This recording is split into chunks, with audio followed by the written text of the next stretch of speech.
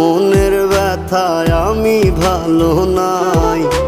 প্রেমের মাঝে এত ব্যথায় আগে বুঝি নাই। আমি জানতাম যদি অন্যের সাথে বাঁধবি সুখের ঘর, আমি করতাম না রে আপন করে কইরা রাখতাম পর। আমি জানতাম যদি অন্যের সাথে বাঁধবি সুখের ঘর,